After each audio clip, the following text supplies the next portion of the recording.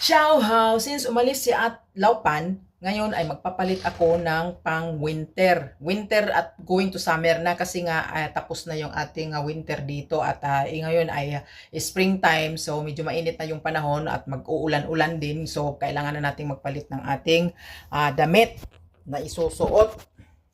So ganito lang kalaki yung maliit na room dito. No? One and a half meter lang to ang lapad nito, guys. So ang ginawa ni Laupan, ginawa niya ng storage yan. Pwedeng gawing kama, pwede din siyang magiging storage. At lang yung ibang gamit ko ay nandyan sa storage na yan.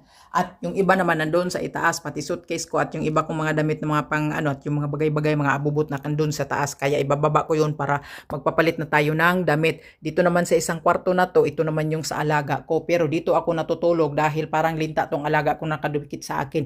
Ayaw humiwalay. Gusto niya parati kaming magkasama dahil hindi siya nakakatulog pag wala ako. Kaya yung isa namang nakabinit doon, oh, yun, nakikita niyo yun? Yun, nandun yun yung iba kong gamit doon at tatanggalin ko rin, ilalagay ko dun sa labas sa taas. At yung yan nasa taas, ililipat ko naman siya dito sa baba dahil para may magamit ako. So, ganito lang ka simple dito. Maliit lang tong kwarto, guys.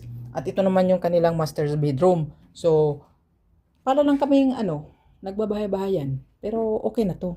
Kasi 50 million din ito ang worth ng bahay na ito. My God.